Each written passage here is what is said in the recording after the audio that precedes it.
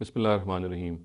Islamic customs and etiquette form an important part of a Muslim's life, and he has to be very, very sensitive towards these customs and etiquette, and he has to be very, very careful in following them. For example, there are certain things which go under the label of Islam and Sunnah, and they are absolutely not part of Islam, and there are other things which are absolutely vice versa.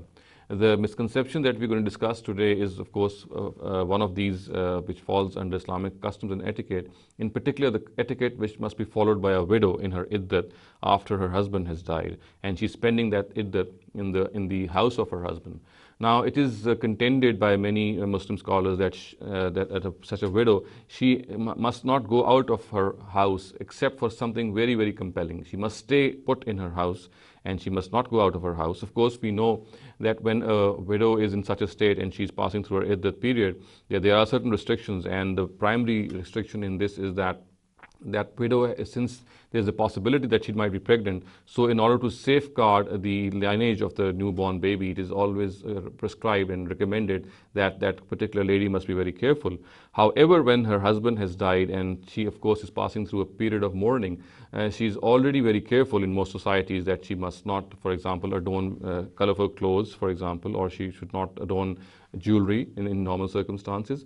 But there is this additional restriction which is imposed in certain societies, and that, as I said, is that she is not allowed to go out of the house. And some people are so strict that they simply put a total bar on her going out, and they do not allow her to go out in any circumstances. Now, this is what we say is something which is absolutely not mentioned as a restriction in the Sharia. A lady who is passing through a mourning period, she of course requires some refreshment. She of course requires that she goes to some relative's house, her brother's house maybe, or her father's and a parent's house, so that she can refresh herself, she can soothe herself. Similarly, she can go out in the park maybe to relax herself. She can go for a walk to relax herself, because these are circumstances in which she needs such soothing efforts of the society. And therefore, if she is able to go out and comfort herself, and she can even go out, for example, to her job, she might be doing a job as a working lady.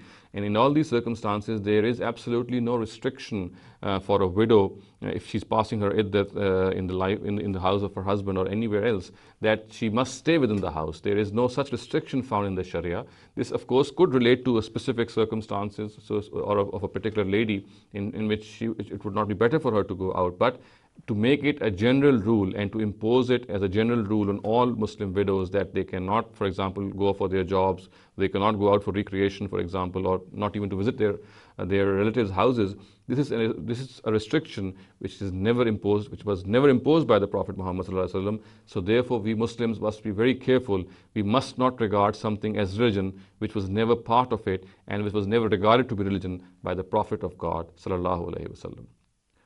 أقول قولي هذا واستغفر الله لي ولكم ولسائر المسلمين والمسلمات.